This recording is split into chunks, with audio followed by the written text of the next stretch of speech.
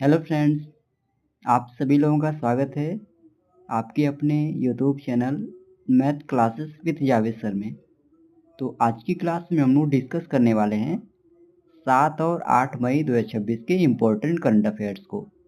तो आप इस पूरे सेशन को लास्ट तक जरूर देखिएगा और इस वीडियो का पीडीएफ आपको हमारे टेलीग्राम चैनल पे मिल जाएगा, जिसका लिंक इस वीडियो के डिस्क्रिप्शन में दिया गया है। आप उसे वहाँ से ईजिली डाउनलोड कर सकते हैं। तो चलिए आज के सेशन को करते हैं स्टार्ट। तो आज का पहला और इम्पोर्टेंट क्वेश्चन है, किस भारतीय पत्रकार को पुलित्जर पुरस्कार 2026 से सम्मानित किया गया है? तो इस प्रश्न का सही विकल्प हो जाएगा ऑप्शन नंबर सी, यानी ए और बी दोनों ऑप्शन सही हो जाएगा।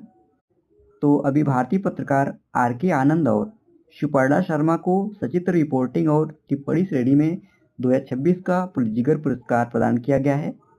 आपको बता दें फ्रेंड्स, आर.के. आनंद और सुपर्णा शर्मा के अलावा ब्लूमबर्ग की नताली ओबिको पियर्सन को भी यह सम्मान दिया गया है। तो इस पुरस्कार का आपको नाम याद रखना है, पुलित्जर पुरस्कार 2026, और किस श्रेणी में यह प्रदान किया गया है, श्रेणी का नाम भी आपको ध्यान रखना है। तो इलस्ट्रेटेड रिपोर्टिंग एंड कमेंट्री श्रेणी में। और भारतीय विजेता का नाम क्या है? तो आर.के. आनंद और सुपर्णा शर्मा, वही इनके साथ इन्होंने यह पुरस्कार साझा किया है। तो ब्लूमबर्ग की नताली ओबिको पियर्सन के साथ। ओके। और इन फ्रेंड्स, यह पुरस्कार भारत में डिजिटल अरेस्ट और साइबर धोखाधड़ी पर आधारित ट्रैप्ड नामक रिपोर्ट के लिए यह सम्मान दिया गया है। ओके। और इस पुरस्कार की घोषणा 4 मई 2026 को की गई थी। किसके द्वारा? तो न्यूयॉर्क के कोलंबिया विश्वविद्यालय के द्वारा। ओके। तो इस प्रश्न में आप लोगों को आर.के. आनंद और सुपर्णा शर्मा का नाम याद रखना है। ओके, जिन्हें अभी हाल ही में 2026 का पुलित्जर पुरस्कार प्रदान किया गया है। और इन दोनों लोगों के अलावा फ्रेंड्स, ब्लूमबर्ग की नताली ओबिको पियर्सन को भी यह सम्मान दिया गया है। और किस श्रेणी में यह पुरस्कार प्रदान किया गया है, श्रेणी का नाम भी आपको ध्यान रखना है। तो इलस्ट्रेटेड रिपोर्टिंग एंड कमेंट्री श्रेणी में। ओके। अब हम बात करें पुलित्जर पुरस्कार की, तो इसकी स्थापना फ्रेंड्स 1917 ईस्वी में हुई थी। इसके संस्थापक जोसेफ पुलित्जर थे और यह पुरस्कार प्रदान किया जाता है कोलंबिया विश्वविद्यालय न्यूयॉर्क के द्वारा। और किस क्षेत्र में यह पुरस्कार प्रदान किया जाता है? तो समाचार पत्र, पत्रिका, ऑनलाइन पत्रकारिता, साहित्य और संगीत रचना में उपलब्धियों के लिए यह दिया जाता है। और यह कुल कितने श्रेणियों में दिया जाता है? तो 23 श्रेणियों में, जिसमें 15 पत्रकारिता और 8 साहित्य या संगीत श्रेणी में। ओके।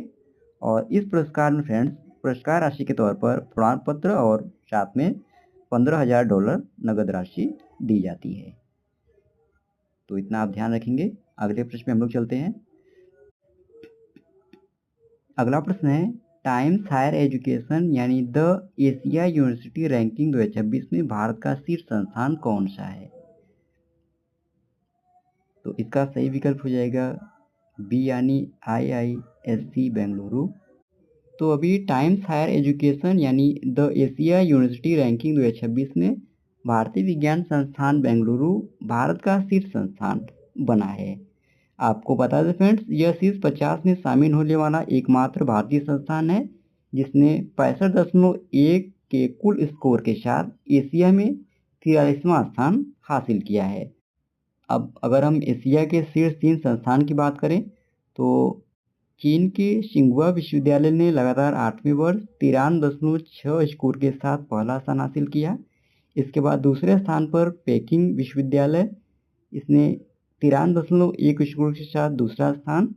तीसरे स्थान पर national university of Singapore 51.1 score के साथ रहा। ओके। वहीं भारत के शीर्ष संस्थान की अगर हम बात करें, तो भारतीय विज्ञान संस्थान यानी IISc बेंगलुरु पहले स्थान पे। दूसरे स्थान पे रहा Savita institute of medical and technical sciences जो चेन्नई में स्थित है। इसके बाद तीसरे स्थान पर रहा भारतीय प्रौद्योगिकी संस्थान। अब किस संस्था के द्वारा यह रैंकिंग जारी किया गया है? तो टाइम्स हायर एजुकेशन के द्वारा। और इसकी स्थापना की अगर हम बात करें, तो 15 अक्टूबर सन 1971 ईस्वी में इसकी स्थापना हुई थी और इसका मुख्यालय लंदन यूनाइटेड किंगडम में स्थित है। तो अभी friends Times Higher Education Asia University ranking 2026 में कौन सा भारतीय संस्थान शीर्ष पर रहा? तो आपको ध्यान रखना है भारतीय विज्ञान संस्थान बेंगलुरु। ओके, और यह फ्रेंड्स ओवरऑल 43वें स्थान पर रहा। वहीं अगर आपसे एशिया के शीर्ष संस्थान की बात की पूछा जाए, यानी शीर्ष संस्थान पर कौन सा रहा, तो चीन के सिंघुआ विश्वविद्यालय का नाम आपको ध्यान रखना है। ओके, जो पहले स्थान पर रहा। अगला प्रश्न है, हाल ही में यूनेस्को गिलेर्मो कानो वर्ल्ड प्रेस फ्रीडम प्राइज 2026 से किसे सम्मानित किया गया? तो इसका सही विकल्प हो जाएगा ए, यानी सूडानी पत्रकार सिंडिकेट को। तो अभी हाल ही में सूडानी पत्रकार सिंडिकेट को 2026 के प्रतिष्ठित यूनेस्को गिलेर्मो कानो विश्व प्रेस स्वतंत्रता पुरस्कार से सम्मानित किया गया है। आपको बता दें फ्रेंड्स, यह एक बड़ा अंतर्राष्ट्रीय अवार्ड है जो हर साल उन पत्रकारों या संस्थाओं को दिया जाता है जो खतरे के बावजूद सच्ची खबरें लोगों तक पहुंचाते हैं। उन्हें सम्मान देने के लिए यह पुरस्कार दिया गया है। और अभी यह पुरस्कार सूडानी पत्रकार सिंडिकेट को सूडान में चल रहे गृह युद्ध के दौरान पत्रकारों के खिलाफ हिंसा का दस्तावेजीकरण करने और चुनौतीपूर्ण परिस्थितियों में सटीक जानकारी पहुंचाने के साहस के लिए दिया गया है। ओके, और इसमें फ्रेंड्स विजेता को 25,000 अमेरिकी डॉलर लगभग 20 लाख रुपए प्रदान किए जाते हैं इंडियन रुपए में। ओके, अब हम बात करें अगर यूनेस्को गिलेर्मो कानो विश्व प्रेस स्वतंत्रता पुरस्कार की, तो इसकी स्थापना 1997 ईस्वी में हुई थी। और यह पुरस्कार फ्रेंड्स कोलंबियाई पत्रकार गिलेर्मो कानो इसाका की स्मृति में दिया जाता है, जिनकी 1986 में उनके समाचार पत्र एल एक्सपेक्टाइडोर के कार्यालय के बाहर उनकी हत्या कर दी गई थी। उन्हीं की याद में इस पुरस्कार को दिया जाता है और इसका मुख्यालय पेरिस फ्रांस में स्थित है। ओके, अगला प्रश्न है, हाल ही में सबसे बड़ा अंडर वाटर तिरंगा फहराने का गिनीज रिकॉर्ड कहाँ बनाया गया है? तो इसका सही विकल्प हो जाएगा डी। तो अभी हाल ही में सबसे बड़ा अंडर वाटर यानी पानी के नीचे तिरंगा फहराने का गिनीज वर्ल्ड रिकॉर्ड अंडमान और निकोबार द्वीप समूह के राधानगर बीच पर बनाया गया है। स्थान आपको ध्यान रखना है कहाँ पर यह रिकॉर्ड बनाया गया है, तो अंडमान और निकोबार द्वीप समूह के राधानगर बीच पर। ओके, तो तारीख भी आपको ध्यान रखना है 2 मई 2026 को। इस तिरंगे के आकार की अगर हम बात करें फ्रेंड्स, तो लगभग 60 × 40 मीटर का यह तिरंगा था, लगभग फ्रेंड्स 2400 वर्ग मीटर का। ओके, और यह फ्रेंड्स अब तक का सबसे बड़ा अंडर वाटर यानी पानी के नीचे राष्ट्रीय ध्वज है। और इस कठिन अभियान को फ्रेंड्स 200 से अधिक गोताखोरों की टीम ने अंजाम दिया, जिसमें भारतीय नौसेना, कोस्ट गार्ड, पुलिस और स्थानीय गोताखोर शामिल थे। इस प्रश्न में आप लोगों को मेन पॉइंट बस इतना ध्यान रखना है कि अगर आपसे पूछा जाए कि हाल ही में सबसे बड़ा अंडर वाटर तिरंगा फहराने का गिनीज वर्ल्ड रिकॉर्ड कहाँ पर बनाया गया है, तो स्थान आपको ध्यान रखना है अंडमान और निकोबार द्वीप समूह पे। अगला प्रश्न है, हाल ही में थॉमस कप 2026 का खिताब किसने जीता है? तो इसका सही विकल्प हो जाएगा बी, यानी चीन ने। तो अभी 3 मई 2026 को डेनमार्क के होर्सेंस में संपन्न हुए थॉमस कप 2026 का खिताब चीन ने जीता है और चीन ने यह खिताब फ्रेंड्स 12वीं बार जीता है। ओके, वहीं उप विजेता यानी रनर अप रहा फ्रांस।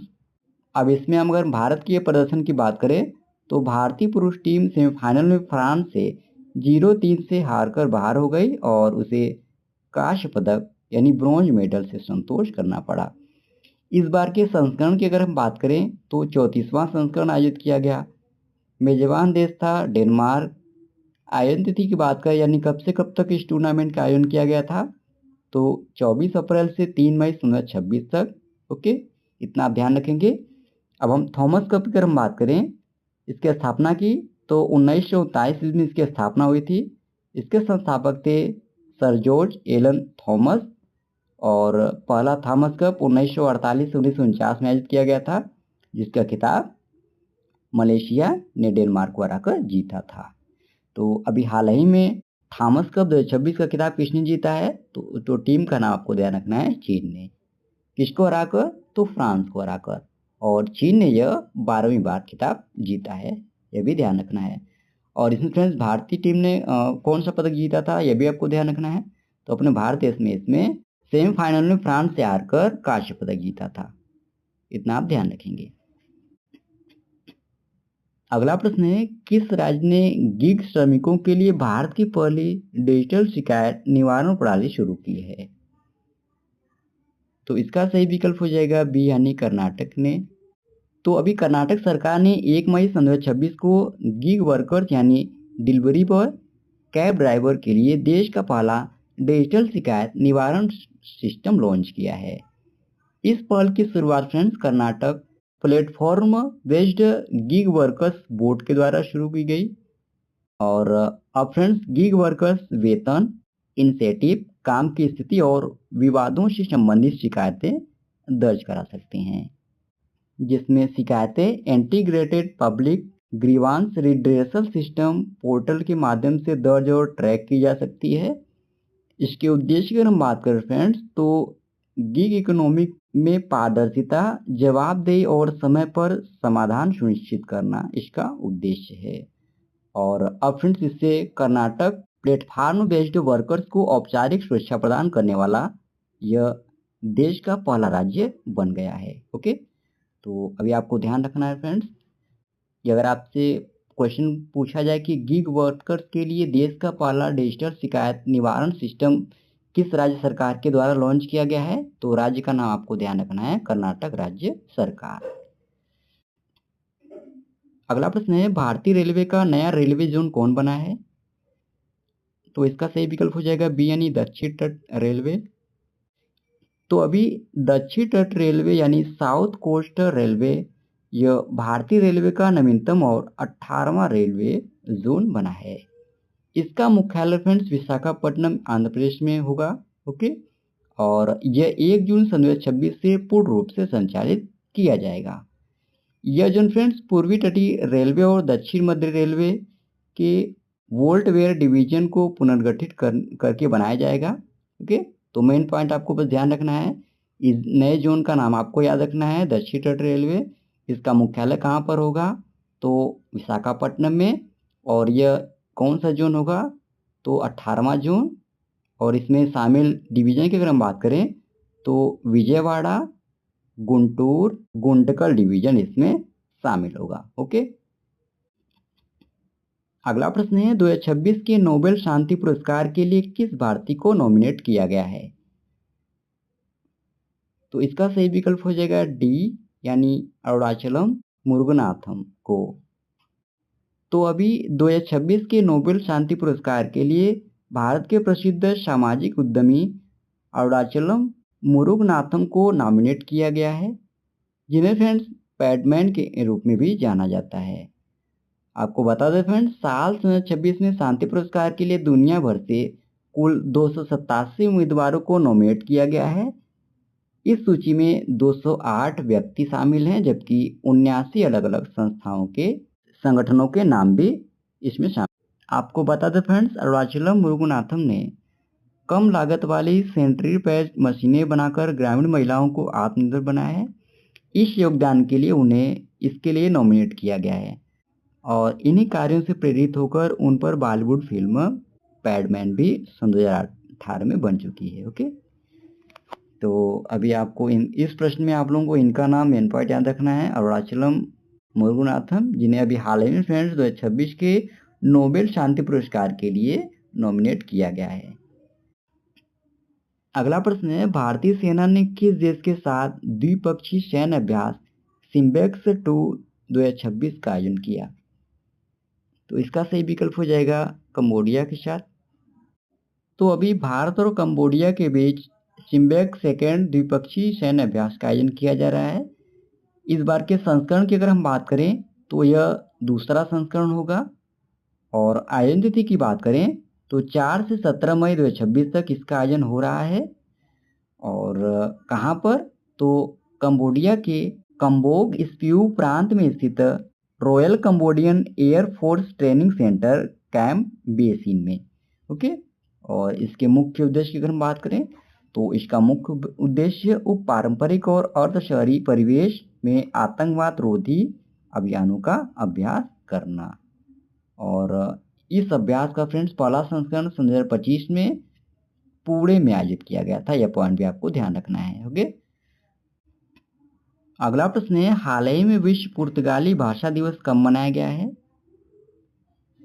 तो इसका सही विकल्प हो जाएगा बी यानी 5 मई को। तो अभी हाल ही में 5 मई को विश्व पुर्तगाली भाषा दिवस मनाया गया है। आपको बता दें फ्रेंड्स, यह दिन हर साल पुर्तगाली भाषा, संस्कृति और इसकी वैश्विक विविधता को बढ़ावा देने के लिए मनाया जाता है। इस दिवस के अगर हम उद्देश्य की बात करें तो पुर्तगाली भाषा और लुसोनफोन संस्कृति का जश्न मनाना। और इसकी स्थापना की अगर हम बात करें तो सन 2009 में पुर्तगाली भाषी देशों के समुदाय के द्वारा इसकी स्थापना की गई थी। तो मेन पॉइंट आपको ध्यान रखना है कि अभी हाल ही में विश्व पुर्तगाली भाषा दिवस कब मनाया गया है? तो 5 मई को। अगला प्रश्न है, किस राज्य सरकार ने सरकारी स्कूल के छात्रों के लिए रागी जावा कार्यक्रम को 2029 तक बढ़ा दिया है? तो इसका सही विकल्प हो जाएगा ए यानी आंध्र प्रदेश ने। तो अभी आंध्र प्रदेश सरकार ने श्री सत्य साई सेंट्रल ट्रस्ट के सहयोग से सरकारी स्कूलों में 1 से 10 तक के छात्रों के लिए पौष्टिक रागी जावा कार्यक्रम को अप्रैल सन 2029 तक बढ़ा दिया है। आपको बता दें फ्रेंड्स, यह पहल लगभग 44,000 स्कूलों में 30 लाख से अधिक छात्रों को कुपोषण से बचाने के लिए निःशुल्क रागी का आटा और गुड़ प्रदान किया जाता है। तो राज्य का नाम है इस प्रश्न में आपको ध्यान रखना है, कहाँ पर इसे बढ़ाया गया है इस कार्यक्रम को? तो आंध्र प्रदेश में। और कब तक बढ़ा दिया गया है? तो अप्रैल 2029 तक। और किस सहयोगी संस्था के द्वारा इसे बढ़ाया गया है? तो श्री सत्य साई सेंट्रल ट्रस्ट। अब इसके उद्देश्य अगर हम बात करें तो छात्रों में पोषण के स्तर में सुधार और ऊर्जा बढ़ाना इस कार्यक्रम का उद्देश्य है। ओके, अगला प्रश्न है, केंद्रीय समुद्री मत्स्य अनुसंधान संस्थान द्वारा जारी रिपोर्ट 2025 के अनुसार भारतीय राज्य में सर्वाधिक समुद्री मछली का उत्पादन करने वाला कौन बन गया है? तो इसका सही विकल्प हो जाएगा ए यानी तमिलनाडु। तो अभी केंद्रीय समुद्री मत्स्य अनुसंधान संस्थान द्वारा जारी रिपोर्ट 2025 के अनुसार तमिलनाडु ने गुजरात राज्य को पीछे छोड़कर शीर्ष स्थान हासिल किया। तो अब पहले स्थान पर कौन सा राज्य गया है? तो तमिलनाडु। वहीं फ्रेंड्स दूसरे स्थान पर खिसक गया है कौन सा राज्य? तो गुजरात। और तीसरे स्थान पर है केरल। ओके, और आपको बता दें फ्रेंड्स, भारत का कुल समुद्री मछली उत्पादन 2025 में लगभग 3% से बढ़कर 35.7 लाख टन तक पहुंच गया है। यह पॉइंट भी आपको ध्यान रखना है। ओके, अगला प्रश्न है, मई 2026 में आयोजित मियामी ग्रैंड प्रिक्स 2026 का खिताब किसने जीता है? तो इसका सही विकल्प हो जाएगा डी यानी एंड्रिया किमी एंटोनेली। तो अभी मई 2026 में आयोजित मियामी ग्रैंड प्रिक्स 2026 का खिताब मर्सिडीज के 19 वर्षीय इतालवी ड्राइवर किमी एंटोनियो ने जीता। आपको बता दें फ्रेंड्स, 4 मई 2026 को संपन्न इस रोमांचक रेस में उन्होंने लैंडो नॉरिस को पीछे छोड़ते हुए अपनी लगातार तीसरी फार्मूला 1 जीत दर्ज की। ओके, तो इसमें विजेता का नाम आपको ध्यान रखना है, कौन विजेता रहे इसके? तो किमी एंटोनेली। और वहीं दूसरे स्थान पर रहे लैंडो नॉरिस, तीसरा स्थान हासिल किया ऑस्कर पियास्त्री ने। अगला प्रश्न है, किसे केंद्रीय फिल्म प्रमाणन बोर्ड का अध्यक्ष नियुक्त किया गया है? तो शशि शेखर वेम्पति को अभी हाल ही में केंद्रीय फिल्म प्रमाणन बोर्ड का नया अध्यक्ष नियुक्त किया गया है। यानी इस प्रश्न का आपका सही विकल्प हो जाएगा ऑप्शन नंबर डी। अगला प्रश्न है, हाल ही में राष्ट्रीय नर्स दिवस कब मनाया गया है? तो इसका सही विकल्प हो जाएगा सी यानी 6 मई को। तो अभी हाल ही में 6 मई 2026 को राष्ट्रीय नर्स दिवस मनाया गया। यह दिन हर साल 6 मई से 12 मई तक चलने वाले राष्ट्रीय नर्स सप्ताह की शुरुआत में मनाया जाता है, जो स्वास्थ्य सेवा में नर्सों के अमूल्य योगदान को मान्यता देने और उनके सम्मान के लिए समर्पित है। तो मेन पॉइंट आपको बस इतना याद रखना है कि अगर आपसे पूछा जाए कि हाल ही में राष्ट्रीय नर्स दिवस कब मनाया गया, तो तारीख आपको ध्यान रखना है 6 मई। अगला प्रश्न है, प्रत्येक वर्ष विश्व एथलेटिक्स दिवस कब मनाया जाता है? तो इसका सही विकल्प हो जाएगा बी यानी 7 मई को। तो फ्रेंड्स, विश्व एथलेटिक्स दिवस प्रतिवर्ष 7 मई को मनाया जाता है। इस दिन का मुख्य उद्देश्य युवाओं के बीच एथलेटिक्स यानी दौड़, कूद और फेंकने की प्रतियोगिताएं को बढ़ावा देना। और इस दिवस की शुरुआत की अगर हम बात करें तो 1996 ईस्वी में इस दिवस की शुरुआत की गई थी। ओके, तो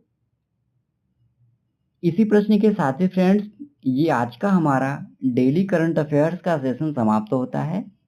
आशा करते हैं आज का आपको सेशन अच्छा लगा होगा और इस वीडियो का पीडीएफ आपको हमारे टेलीग्राम चैनल पे मिल जाएगा, जिसका लिंक इस वीडियो के डिस्क्रिप्शन में दिया गया है। आप उसे वहां से इजीली डाउनलोड कर सकते हैं। और वीडियो में लास्ट तक बने रहने के लिए धन्यवाद। आज के लिए इतना ही। जय हिंद, वंदे मातरम।